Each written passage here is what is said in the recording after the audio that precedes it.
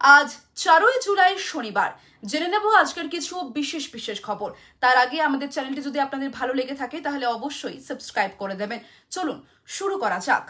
পেনশনভোগীদের জন্য সুখবর, 7 বছরের বকেয়া মিটিয়ে দেবে সরকার। চলতি মাসেই মিলবে 50% টাকা। পেনশনভোগীদের জন্য বড় পদক্ষেপ সরকারের। তাদের 7 বছরের এরিয়ারের টাকা দেওয়ার সিদ্ধান্ত রাজ্য সরকারের।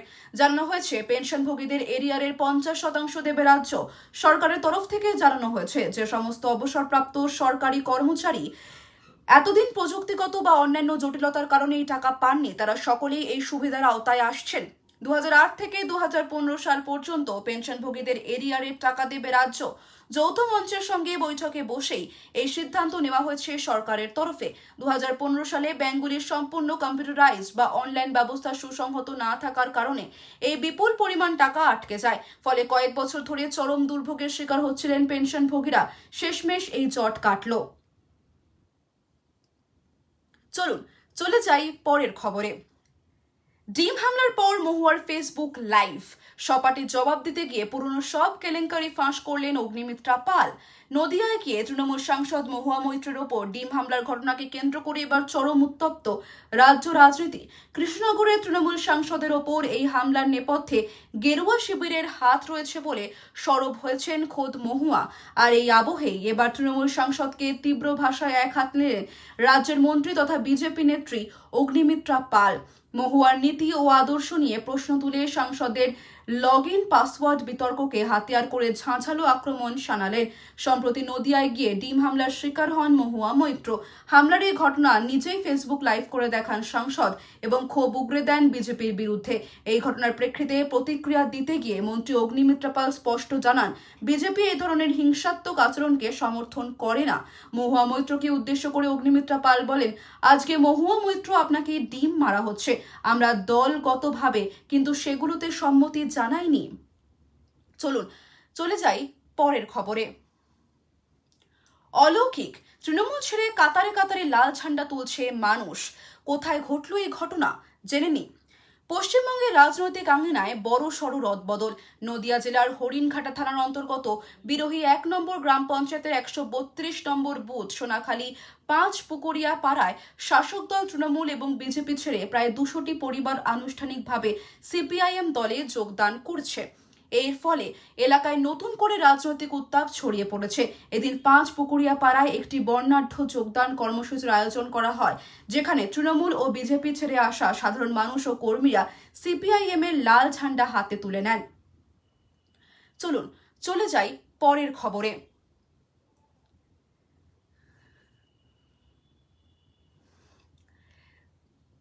রেশন কার্ড বাতিলের প্রক্রিয়া শুরু হয়ে গেল। কোন কোন শর্তে নাম কাটা যাবে দেখে নি তালিকা। রাজ্যে রেশন ব্যবস্থার স্বচ্ছতা ফেরাতে বড়সড় পদক্ষেপ নিল শুভেন্দু অধিকারী সরকার। কয়েক কোটি রেশন কার্ড প্রাপকের তালিকায় থাকা ভুতুড়ে বা ভুয়ো কার্ডগুলো চিহ্নিত করে। রাজ্যের রেশন ব্যবস্থার স্বচ্ছতা ফেরাতে বড়সড় পদক্ষেপ নিল শুভেন্দু অধিকারী সরকার। কয়েক কোটি রেশন কার্ড প্রাপকের তালিকায় থাকা ভুতুড়ে বা ভুয়ো কার্ডগুলো চিহ্নিত করে তা বাতিলের প্রক্রিয়া শুরু করেছে খাদ্য দফতর। মুখ্যমন্ত্রীর স্পষ্ট নির্দেশ, যোগ্য ব্যক্তিদের হাতেই পৌঁছাতে হবে রেশন, কোনোভাবেই অযোগ্যদের তালিকাভুক্ত রাখা চলবে না। চলুন চলে যাই পরের খবরে। ঠিক এই জন্যই তৃণমূলের সব পদ ত্যাগ করলেন চন্দ্রিমা, জানিয়ে দিলেন বড় কারণ। কালীঘাট তৃণমূলে আরো বড় ভাঙন, মমতা বন্দ্যোপাধ্যায়ের হাত ছাড়লেন চন্দ্রিমা ভট্টাচার্য।